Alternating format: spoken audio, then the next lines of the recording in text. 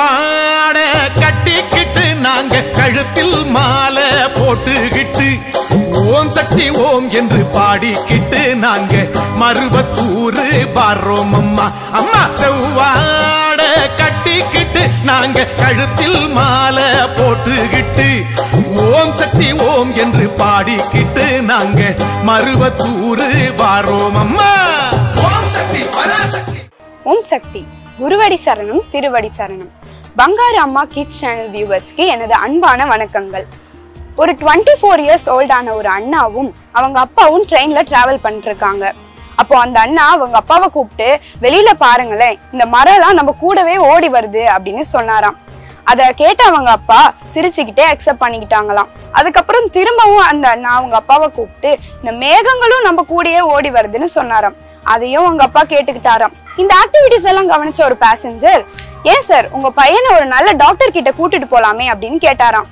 அதுக்கு அவங்க அப்பா சொன்னாராம், இப்பதான் டாக்டரை பார்த்துட்டு வரோம், என் பையனுக்கு பிறந்ததுல இருந்தே கண்ணு தெரியாது, இப்பதான் முறையா வெளி உலகத்தை பாக்குறான் அப்படின்னு சொன்னாராம்.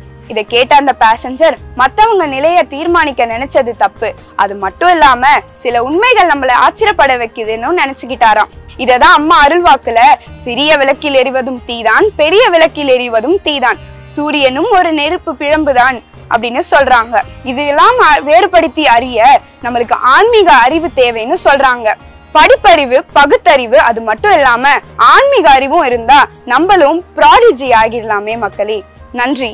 வருகிற வழியெல்லாம் சக்திமார்கள் பாட்டு வந்து கூடுதம்மா ஊரசனம் கேட்டு கண்கள் இமை மூடி உனை நெஞ்சில் வைத்து கனிந்து சொல்வோமே அம்மா உன் வாழ்த்து. தியானம் செய்வோமே, யோகம் காண்போமே, மறுவூர் மண் மிதித்து மகிமை காண்போமே. திருவில் உருவாய் மறுவூர் வந்து அடிகள் ஆனவளே.